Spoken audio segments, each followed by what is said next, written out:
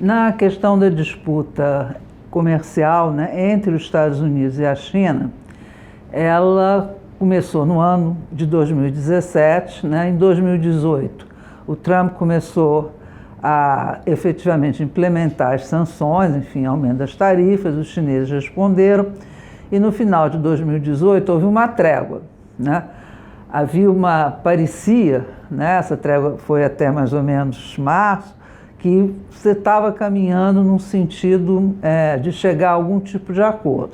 Mas, na realidade, em maio, né, o presidente Trump anunciou que ia fazer as sanções, até acirrou, aí os chineses também responderam, então eu vou dizer que agora a gente está no momento, assim, meio de ápice dessa tensão, né? Há uma esperança de como você vai ter um encontro do G20 esse ano, depois ainda tem o encontro da APEC no final do ano, que possa haver alguma distensão. Mas não se vê nada assim no curto prazo em relação a isso. A disputa entre os Estados Unidos e a China vai muito além do comércio, né? Você tem muito mais uma questão de mudança da configuração de poder no comércio mundial, na economia mundial.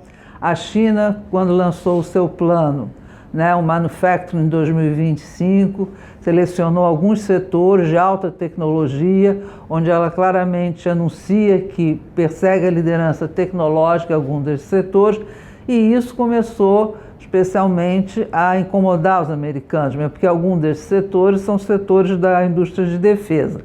O que incomoda é um pouco também a forma como a China, né, aí são as políticas industriais da China, o financiamento, a presença do Estado.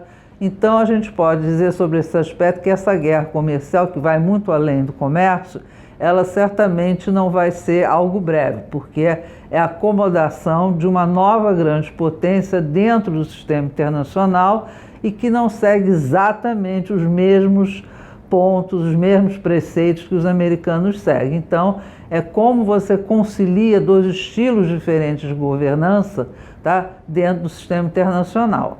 Diferente da época da Guerra Fria, né, que era a Rússia e os Estados Unidos, mas estavam a Rússia totalmente alijada e isolada, quer dizer, a parte econômica não se colocava, né, era mais problema da segurança militar.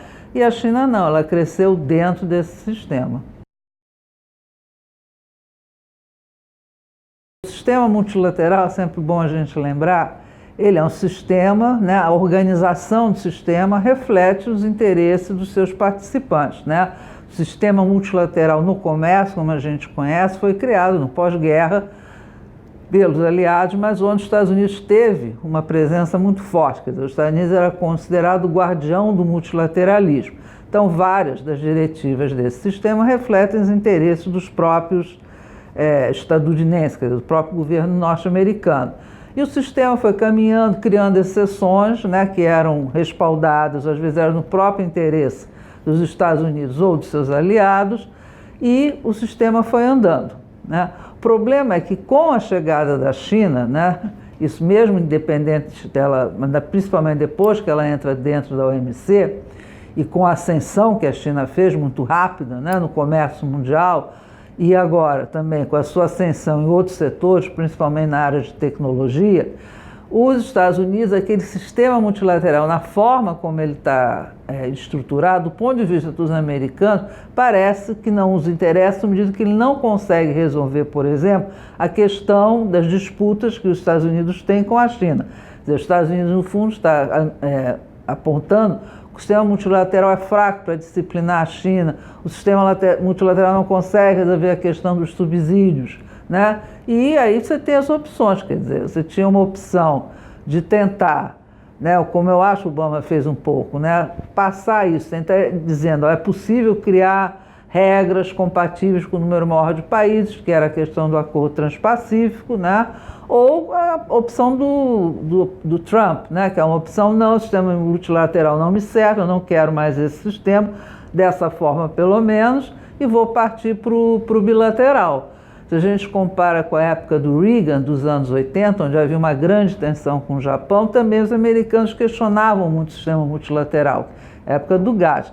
Mas a diferença é que naquela época os americanos usavam a sanção ou a ameaça japonesa para consolidar o sistema multilateral, né? Eles não rechaçavam o sistema. E agora a posição do Trump é um pouco diferente, quer dizer, ele na realidade ele está dizendo, não me serve mesmo esse sistema, eu vou partir para o bilateral, né? A China, naturalmente, que cresceu com esse sistema multilateral, tem interesse na manutenção desse sistema, né? Mas eu acho que também ela deseja um sistema com um grau de flexibilidade, ou seja, ela acho que aceita discutir vários temas, né? A propriedade intelectual, ser mais transparente, mas certamente não vai aceitar que ela seja disciplinada em termos das suas políticas que ela considera fundamentais para o seu desenvolvimento e crescimento. É fundamental, mesmo porque temos que lembrar que a tradição brasileira sempre foi uma tradição multilateral, né? Quer dizer, o Brasil sempre conseguiu ficar numa posição que não é em cima do muro, não é por aí, é uma posição de que, dado o tamanho dessa potência, o tamanho que nós somos, de ter algum papel em termos de agregador, de mediador e de saber negociar, trazer a negociação. Então, nesse sentido, você ter, né, encontros em que você mostra as posições diversas e procurar ver quais são os pontos possíveis de oportunidades para uma negociação é fundamental.